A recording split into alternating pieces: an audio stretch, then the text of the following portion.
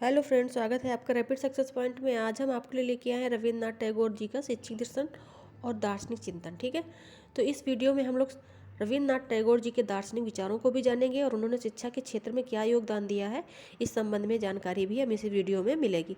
जो मित्र पहली बार चैनल पर विजिट कर रहे हैं उनसे ये अनुरोध है, ये आग्रह है, ये विनय है, निवेदन है, ये रिक्वेस्ट है, प्लीज़ चैनल को सब्सक्राइब कर दीजिए और बेल आइकन भी प्रेस कर दीजिए, जिससे आने वाली सभी वीडियोज़ की नोटिफिकेशन आपको समय समय पर मिलती रहे। चलिए पढ़ना शुरू करते हैं कि भारतीय शिक्षा शास्त्रियों में रविन्द्रनाथ टैगोर जी को प्रकृतिवादी विचारक माना जाता है। भारतीय शिक्षा शास्त्रियों में रविन्द्रनाथ जी को कैसा माना जाता है? प्रकृतिवादी माना जाता है। ठीक है, अगर प्रश्न आता है कि भारतीय चिंतकों में, भारतीय दार्शनिकों में कौन से दार्शनिक हैं जो प्रकृति के अधिक नज़दीक है, या जो जिनकी विचारधारा प्रकृतिवादी है, या जो प्रकृतिवाद से सर्वाधिक प्रभावित हैं, तो वो कौन है? हमारे रविन्द्रनाथ टैगोर। इनके दार्शनिक विचारों को विश्वबोध दर्शन के नाम से भी जाना जाता है। इनके विचारों को विश्वबोध दर्शन के, इन्होंने वसुधैव कुटुंबकम की अवधारणा दी, इसलिए इनका दर्शन विश्वबोध दर्शन के नाम से जाना जाता है। ठीक है, टैगोर जी सभी प्राणियों में एकात्म भाव के पोषक थे। एकात्म भाव, ठीक है, ये क्या कहते थे? सभी प्राणियों में एक सत्ता है, यानी ईश्वरीय शक्ति विद्यमान है, इसलिए सभी प्राणियों को एक समान मानना चाहिए, उन्हें भेदभाव नहीं करना चाहिए। दार्शनिक विचार, इनके दार्शनिक विचारों के संबंध में जानकारी प्राप्त करते हैं। देखिए, ब्रह्मांड की उत्पत्ति किससे हुई है? ईश्वर द्वारा हुई है। मित्रों, इसमें से कुछ प्रिंटिंग मिस्टेक्स हैं, वो इस वजह से हैं क्योंकि कुछ कीज़ हैं जो काम नहीं कर रही है, तो जैसा भी प्रिंट हुआ मैं लेके आ गई हूँ, लेकिन हाँ, जो मैं बोल रही हूँ उसके अकॉर्डिंग आप लोग समझ लीजिएगा।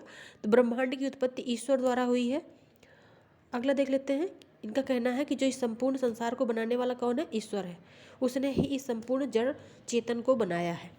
आगे देख लेते हैं। ईश्वर दो रूपों में विद्यमान है। इनका क्या कहना है कि ईश्वर दो रूपों में विद्यमान है। पहला है प्रकृति के रूप में साकार, यानी कि जो भी चीज़ें हमें प्रकृति में या इस संसार में दिखाई दे रही हैं, विश्व में दिखाई दे रही हैं, उस सभी के माध्यम से ईश्वर खुद को अभिव्यक्त करता है, स्वयं को प्रकट करता है। दूसरा है बीज रूप में। बीज में वृक्ष बनने की अपूर्ण अनंत संभावनाएं होती हैं, लेकिन वो जब वो बीज रूप में होता है, उसे उचित वातावरण, धूप नहीं मिल पाती है, मिट्टी नहीं मिल पाती है, नमी नहीं मिल पाती है, तो वो उसका आकार छिपा रहता है, लेकिन जैसे ही उचित वातावरण मिलता है वो अपने आप को व्यक्त कर देता है।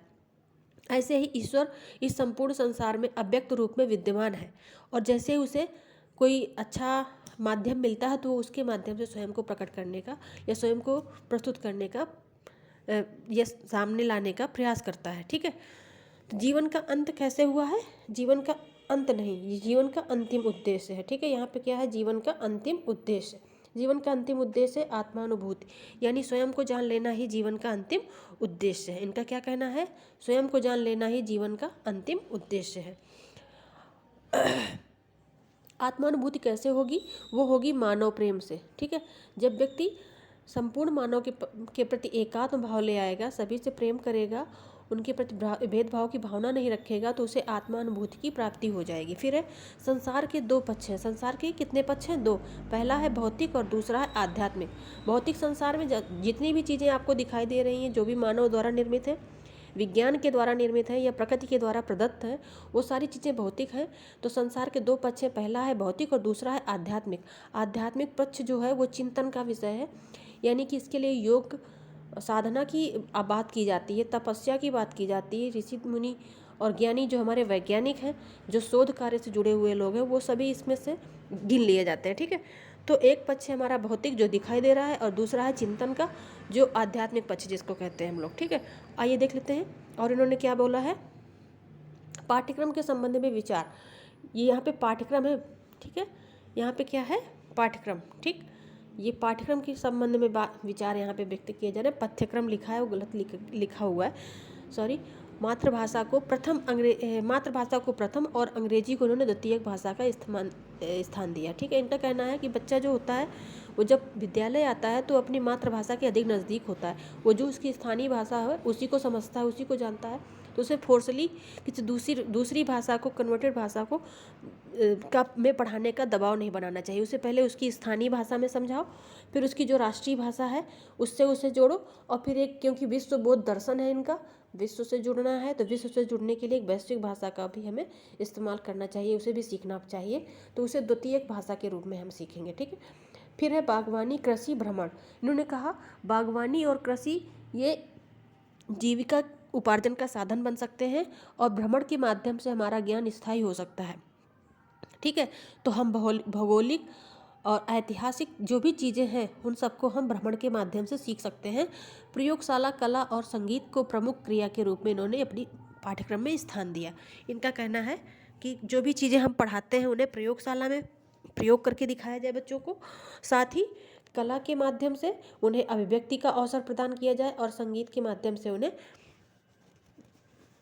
अपने गुणों को विकास करने में मदद करनी चाहिए। ठीक है, तो ये इनके पाठ्यक्रम के संबंध में विचार थे। अब शिक्षण विधि देख लेते हैं कि टैगोर जी ने कौन सी शिक्षण विधियाँ दी हैं। पहली है इनकी मौखिक विधि, जिसको मौलिक विधि लिखा हुआ है यहाँ पे। तो ये कौन सी विधि है भैया? मौखिक विधि है। ठीक है, समझ गए भैया? पहली है हमारी मौखिक विधि, दूसरा है स्वाध्याय विधि। मौखिक विधि में क्या है कि जिसमें हम भाषा का प्रयोग ना करें। तो भाषा का प्रयोग हम किस में नहीं करते? कहानी में, नाटक में। कोई कहानी सुना रहे हैं जब, ठीक है, तो कहानी सुनाते समय तो हमें शब्दों का इस्तेमाल करना पड़ रहा है, लेकिन लेखन और कौशल जैसे गुणों का उसमें कोई इस्तेमाल नहीं है। एक कहानी एक मतलब एक माध्यम है जिसमें एक वक्ता है जो कहानी को बोल रहा है, लेकिन छात्र उसमें कोई क्रिया नहीं करने, न तो वो लिख रहे हैं और ना ही पढ़ रहे हैं, केवल सुनने का अभ्यास कर रहे हैं। ठीक है, तो मौखिक क्रिया है, एक बोलने वाला कोई दूसरा है, उसमें कोई लिखंत पढ़ंत वाली कोई चीज़ें नहीं है। फिर है नाटक, यानी कि हाव भाव, इन सारी चीज़ों का ज्ञान हमें मौखिक रूप से कराना चाहिए। फिर है स्वाध्याय। स्वाध्याय विधि मतलब बच्चों को स्वयं पढ़ने का अभ्यास कराया जाए। उन्हें कहा जाए कि आप स्वाध्याय कीजिए, यानी कि अपने आप से पढ़िए। अपने आप से पढ़ते समय जो भी त्रुटियां हैं उनका आकलन भी आप स्वयं ही कीजिए। क्रिया विधि, यानी कि जो चीज़ें हैं जिनको उन्होंने पुस्तकों में पढ़ा है उसे वो आसपास देखें और उसे करके सीखने का प्रयास करें। ठीक है, प्रयोग विधि। प्रयोग विधि में जैसे विज्ञान है, इस विषय को हम कैसे प्रयोगशाला में पढ़ाएं, प्रयोग के माध्यम से उसे सिखाएं। तो उसका प्रयोग करना, जैसे हम कोई चीज़ सिखा रहे हैं बच्चे को, किसी पौधे के भागों के बारे में उसको जानकारी दे रहे हैं, तो पौधे के भाग कौन कौन से होते हैं उसे रटेगा तो उसको याद नहीं होगा, उसका ज्ञान स्थायी नहीं होगा। तो उसे हम क्या करते हैं, नज़दीक के किसी खेत से कोई पौधा मंगा लेते हैं और उसके विभिन्न पौधे के विभिन्न अंगों के बारे में उन्हें हम जानकारी जब देते हैं तो बच्चे का जो ज्ञान होता है पौधे के संबंध में, उनके भागों के संबंध में, उनके अंगों के संबंध में, वो ज्ञान स्थायी बन जाता है। आगे देख लेते हैं अन्य शैक्षिक विचार क्या हैं इनके। शिक्षा बाल केंद्रित होनी चाहिए, इनका क्या कहना है? शिक्षा के केंद्र में कौन होना चाहिए? बालक। फिर दूसरा है शिक्षक को ज्ञानी होना चाहिए, मानव प्रेमी होना चाहिए, यानी कि आपने पहले पढ़ा था कि आत्मानुभूति की प्राप्ति कैसे होगी? मानव प्रेम से। तो शिक्षक को ज्ञानी होना चाहिए, अपने विषय का ज्ञान होना चाहिए। दूसरा, उसे मानवतावादी होना चाहिए, मानव प्रेम की भावना उसके अंदर होनी चाहिए। टैगोर स्व अनुशासन पर बल देते हैं। इनका कहना है कि बालक को फोर्स करके उसे दंड देकर अनुशासित नहीं किया जा सकता। ठीक है, शिक्षक को ऐसा आचरण प्रस्तुत करना चाहिए, ऐसा व्यवहार करना चाहिए कि छात्र अपने आप ही अनुशासित हो जाए। ठीक है, शिक्षकों का प्रशिक्षण बहुत आवश्यक है। क्यों? क्योंकि प्रशिक्षित शिक्षक को ये पता होता है कि जो छात्र हैं कक्षा में उनकी आयु वर्ग क्या है और उनकी व्यक्तिगत भिन्नता होती है, उनमें सीखने का जो स्तर है वो अलग अलग होता है। तो जो प्रशिक्षित शिक्षक होता है वो उनके अनुरूप अपने पाठ्यक्रम को प्रस्तुत करेगा, उनके अनुरूप ही शिक्षण सामग्री तैयार करेगा। विद्यालय कैसे होने चाहिए? नगरों से दूर होने चाहिए, शांत और एकांत वातावरण में उनको स्थित होना चाहिए, ताकि किसी भी प्रकार का व्यवधान उनके शिक्षण में ना पड़े। तो ये थी टैगोर के शैक्षिक चिंतन और दार्शनिक चिंतन पर कुछ विचार। आपको वीडियो कैसा लगा आप बताइएगा कमेंट सेक्शन में। अपने मित्रों के साथ इसे साझा कीजिए, बेल आइकन का प्रेस कर दीजिए, चैनल को सब्सक्राइब कर दीजिए, और जो भी गलतियां हो तो उसे कुछ भी समझ के माफ़ कर दीजिएगा, क्योंकि मैं अभी नई यूट्यूबर हूँ, मेरी ज़्यादा जानकारी नहीं है, और मैं जैसे भी होगा मैं वीडियो बनाती हूँ। आगे आप कोशिश करूँगी कि मैं आपको ब्लैक बोर्ड में पढ़ाऊँ। तब तक के लिए बाय, टेक केयर। मिलते हैं फिर नेक्स्ट वीडियो में।